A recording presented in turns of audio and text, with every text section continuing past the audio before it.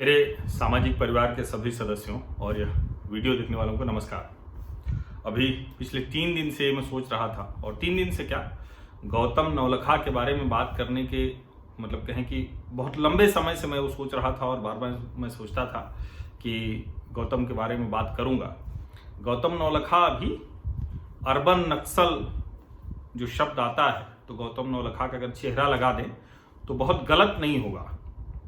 और अभी 14 तारीख को आत्मसमर्पण किया है गौतम ने, वो भी लगातार जो कहें कि अग्रिम जमानत की अर्जी है वो खारिज होने के बाद, और सर्वोच्च न्यायालय ने 1 हफ्ते का समय दिया था, तो अब जाके उन्होंने समर्पण किया है। गौतम नवलखा के ऊपर अभी जो ताजा मामला है वो भीमा कोरेगांव की जो हिंसा है उसका मामला है, जो पुणे में जो यलगार परिषद हुई थी, और नक्सलियों की जो साजिश थी प्रधानमंत्री की हत्या की, उसमें उनका नाम है और उनके साथियों का नाम है। और ढेर सारे साथी हैं, सबकी बात करेंगे, लेकिन आज मूल रूप से गौतम नवलखा की ही बात करेंगे। और गौतम नवलखा ये काम आज से नहीं कर रहे हैं, ये काम पिछले 3 दशक से वो कर रहे हैं।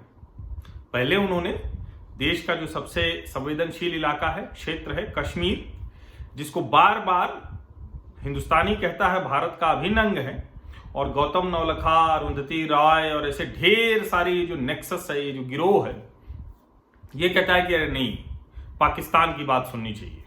ये कहता है कि अरे नहीं, हम अंतर्राष्ट्रीय लोग हैं, लिबरल यही हैं, और दरअसल लिबरल के नाम पर इनकी दुकानें चलती हैं। कश्मीर जब ये कहते हैं कि भारत का नहीं है, विवादित है, या प्लेबिसाइट करा लो, जनमत संग्रह करा लो, तो उसके आधार पर दुनिया भर से इन्हें बुलाया जाता है, बड़ी बड़ी कॉन्फ्रेंसेज में जाते हैं, इंटरनेशनल कॉन्फ्रेंस में मंचों पर बैठते हैं, और ये काम ये लोग पिछले 3 दशक से कर रहे हैं। अब जब मैं 3 दशक से कह रहा हूं तो उसको समझने के लिए एक उस संस्था, अच्छा एक बात मैं जरूर बता दूं कि ये गौतम के बारे में बात तो बार बार करने की सोच रहा था, लेकिन वो रह जाता था। और अभी जो 14 तारीख को मैंने कहा कि नहीं, अब बात करनी ही चाहिए, तो उसमें जो प्रेरक की भूमिका है वो सुमोना चक्रवर्ती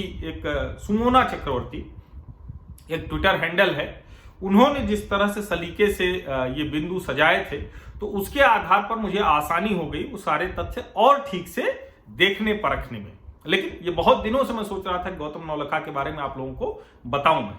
तो गौतम नवलखा वो काम ही यही करते हैं, लगातार कश्मीर को लेकर वो मतलब कितना भड़काऊ कह सकते हैं। हमने जो उनका वीडियो देखा था उसमें वो साफ साफ कह रहे थे कि कश्मीर की जनता को वो आर्म स्ट्रगल के लिए तैयार होना चाहिए। नक्सलियों की भी यही भाषा होती है। और गौतम के ऊपर यह भी आरोप है कि हथियार खरीदने के लिए कश्मीर के जो आतंकवादी, अलगाववादी हैं, और जो देश के अलग अलग हिस्सों में जो नक्सली हैं, उनके बीच में वो पुल का काम करते थे, मध्यस्थ का काम करते थे, और वो सब अब जांच में सामने आया है। लेकिन इसको इस कहानी को समझने के लिए गौतम की एक जो 90 के दशक, मैंने कहा ना 3 दशक से काम कर रहे थे, तो 90 के दशक में वहां कश्मीर को लेकर दुनिया के अलग अलग हिस्सों में पाकिस्तान अपनी कोशिशें कर रहा था, और ऐसी ही एक कोशिश में वॉशिंगटन में एक थिंक टैंक के जरिए अपना प्रभाव बनाने की कोशिश कर रहा था, लॉबी करने की कोशिश कर रहा था। और वहां एक कश्मीर का पैदा हुआ, अलीगढ़ मुस्लिम विश्वविद्यालय का पढ़ा हुआ गुलाम नबी फई। गुलाम नबी फई को जानना इसलिए जरूरी है क्योंकि ये फई ही थे जिनकी कश्मीर अमेरिकन काउंसिल KAC, ये वो NGO था जिसके मंच पर वहां के सेनेटर्स को, दुनिया भर के लोगों को और भारत और पाकिस्तान के लोगों को बुलाकर एक न्यूट्रल मंच के तौर पर कोशिश की जाती थी दिखाने की। लेकिन ये होता नहीं था। होता क्या था कि वहां कोशिश ये करके भारत विरोधी एजेंडा चलाने की कोशिश की जाती थी। अब मैं जब कहता हूं कि एक तरफ कोशिश होती थी न्यूट्रल दिखने की, एक तरफ भारत विरोधी एजेंडा चलाने की, तो आप सोचेंगे कि दोनों कैसे जो है वो संभव होता है। दोनों संभव ऐसे होता है कि चूंकि मंच था, NGO था, लॉबी करनी थी, तो चर्चा होती थी, फ्यूचर ऑफ कश्मीर, कश्मीर में क्या हो, इस तरह की बातें करते थे। लेकिन पाकिस्तान से तो वो लोग आते थे जो फंडिंग करते थे फई की, गुलाम नबी फई जिनसे पैसे लेता था, और इसको बार बार कश्मीर के सिविल सोसाइटी के लोगों की आवाज के तौर पर स्थापित करने की कोशिश होती थी। यह भी कहा जाता था कि देखिए कश्मीरियों के हक की बात करेंगे, भारतीयों के हक की बात करेंगे, पाकिस्तानियों के हक की बात करेंगे, लेकिन वो करते क्या थे, चूंकि उनकी पूरी की पूरी फंडिंग पाकिस्तान से आती थी। और बाद में जब पकड़ा गया, जब गुलाम नबी फई की गिरफ्तारी हुई, तो 22 जुलाई 2011 की इंडिया टुडे की रिपोर्ट क्या कहती है वो मैं आपको बताता हूं। रिपोर्ट बताती है कि गुलाम नबी फई को 19 जुलाई को अमेरिका की सबसे बड़ी जांच एजेंसी FBI ने गिरफ्तार कर लिया। और फई की गिरफ्तारी के बाद जो तथ्य सामने आए वो चौंकाने वाले थे। फई पाकिस्तानी खुफिया एजेंसी ISI का एजेंट था। और अभी आप जब नीचे सुनेंगे कि वो किसके किसके संपर्क में था, तब आपको समझ में आएगा कि गौतम नौलखा की अभी की गिरफ्तारी कितनी महत्वपूर्ण है। और पिछले 25 सालों से ISI के लिए काम कर रहा था और उसके NGO कश्मीर अमेरिकन काउंसिल के जरिए कश्मीर पर प्रोपेगेंडा फैलाया जा रहा था। 22 जुलाई 2011 की इंडिया टुडे की रिपोर्ट है। इसमें एक और चीज थी कि वो भारतीय सांसद, अमेरिकी सांसद, पाकिस्तानी सांसद सबको कोशिश करता था। हालांकि भारतीय सांसद तो उसे नहीं मिलते थे, लेकिन ये लोग मिल जाते थे। कुछ राजदूत मिल जाते थे, कुछ राजनयिक मिल जाते थे, कुछ ही जो अपने आप को सिविल राइट्स एक्टिविस्ट कहते हैं, गौतम नौलखा, रोना विल्सन, ऐसे लोग मिल जाते थे, गौतम परेरा। और इन लोगों के साथ लेकर वो स्कॉलर, पत्रकार, एकेडमिक्स, ये सब के सब वहां पहुंचते थे। और मानवाधिकार कार्यकर्ता के नाम पर जो भारत विरोधी गतिविधि होती है, उनको तो भला कहां ऐतराज था, वो तो उसका हिस्सा ही होते थे। वो सब पहुंचते थे और कश्मीर अमेरिकन काउंसिल के एनुअल जो कॉन्फ्रेंस होती थी, सालाना जो कार्यक्रम होता था, उसमें वो सब शामिल होते थे। जुलाई महीने में 2010 में ऐसी ही एक कॉन्फ्रेंस वहां हुई और उस कॉन्फ्रेंस में यूनाइटेड किंगडम में भारत के पूर्व राजदूत कुलदीप नायर, न्यायाधीश राजेंद्र सच्चर, अंगना चटर्जी, मानवाधिकार कार्यकर्ता रीता मनचंदा, ये सब स्पीकर थे उसमें। आप सोचिए। और जस्टिस सच्चर से जब उस वक्त पूछा गया, जब फई गिरफ्तार हुआ, तो उन्होंने कहा कि वो फई को कुछ सालों से जानते हैं, लेकिन उन्हें इस बात का अंदाजा नहीं था कि वो ISI से जुड़ा हुआ है। हालांकि सच्चर साहब ये कहते हैं कि वो PUCL, peoples union for civil liberty, ये भी कहने को तो मानवाधिकार संगठन है, लेकिन इसकी भी ढेर सारी ऐसी रिपोर्ट होती हैं। और ये उन्होंने कहा कि इसी के जरिए सच्चर उससे जुड़े थे। गौतम नौलखा भी कश्मीर अमेरिकन काउंसिल के कार्यक्रम में रेगुलर जाते थे। ये भी स्पीकर के तौर पर थे और उस समय इकोनॉमिक एंड पॉलिटिकल वीकली के कंसल्टिंग एडिटर भी थे। पत्रकार हरिंदर बवेजा, कश्मीर टाइम्स के एडिटर इन चीफ वेद भसीन, ये सब ऐसे ढेर सारे नाम हैं। और जो अभी द वायर के फाउंडर हैं, जिन पर एक दिन मैंने लंबा वीडियो किया था, सिद्धार्थ वरदराजन, उन्हें भी बुलाया गया था। उस वक्त हिंदू में थे और लेकिन वो जा नहीं पाए थे। और बाद में उन्होंने, जब इस रिपोर्टर ने उनसे पूछा, तो उन्होंने कहा कि कुछ वजहों से हमें कुछ जानकारी मिली, तो इसलिए हमने नहीं जाने का फैसला लिया। लेकिन जो रिपोर्ट है, आप सोचिए कि जो FBI कह रही थी, FBI के मुताबिक सालाना 50,000 से 7 लाख डॉलर हवाला के जरिए फई को दिया जाता था और करीब $4 मिलियन यानी 40 लाख डॉलर, यानी अगर रुपए में कहें तो 20 करोड़ से ज्यादा इस पर खर्च किए गए। 2007 में एक खतरनाक खेल हुआ था। हालांकि वो संयोगवश बच गया कि जो यूनाइटेड नेशंस की इकोनॉमिक एंड सोशल काउंसिल है, उसमें कंसल्टेटिव स्टेटस के लिए फई की कश्मीर अमेरिकन काउंसिल ने अप्लाई किया और वो हो भी जाता। लेकिन अच्छा हुआ कि उसमें अड़ंगा लग गया। सरकार ने बहुत ठीक से अड़ंगा लगाया, भारत की तरफ से पक्ष रखा गया और वो नहीं मिल पाया। लेकिन आप सोचिए कि जिस फई के ऊपर ISI एजेंट का ठप्पा हो, कश्मीर में पैदा हुआ, अलीगढ़ मुस्लिम विश्वविद्यालय में पढ़ा और ISI के खर्चे पर जिस वक्त गिरफ्तारी हुई, उस वक्त वॉशिंगटन DC के सबर्बन इलाके वर्जीनिया के फेयरफैक्स में रह रहे थे साहब, शानदार घर में, बड़ी शानो शौकत के साथ। और वो फई प्रेस कॉन्फ्रेंस करते हैं। तो 2010 की जिस प्रेस कॉन्फ्रेंस के बाद पकड़े गए, पीस कॉन्फ्रेंस, उसका विषय क्या था?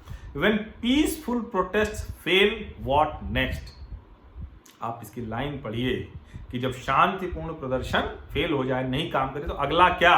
और उसमें बोलते हुए गौतम नौलखा ने क्या बोला था?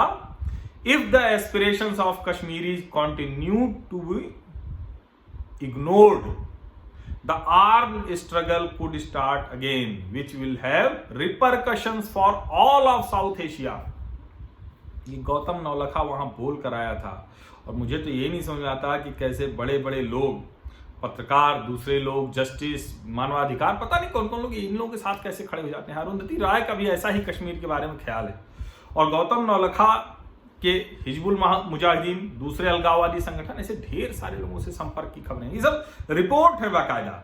और इसी रिपोर्ट में कहा गया है, हालांकि भीमा कोरेगांव मामले में जब पुलिस ने चार्जशीट दाखिल की है तो उसमें भी पुणे पुलिस ने इन सब का जिक्र किया है। और जो हिजबुल कमांडर शकील बख्शी, उससे नौलखा मिले थे, और नौलखा की गतिविधियां कितनी खतरनाक थी, कितनी देश विरोधी, कश्मीर विरोधी थी कि यही अब्दुल्ला साहब, जो अभी 370 हटने के बाद पिता पुत्र डिटेंशन में रखे गए थे, उन्होंने भी 2011 में इसको गिरफ्तार कर लिया था। और उस वक्त महबूबा मुफ्ती ने बहुत हल्ला मचाया था। ये सारी रिपोर्ट जो मैं बात कर रहा हूं, ये मैं कोई अपने मन की बात नहीं बता रहा हूं, ये सब आउटलुक और इंडिया टुडे में सारी रिपोर्ट छपी हुई है।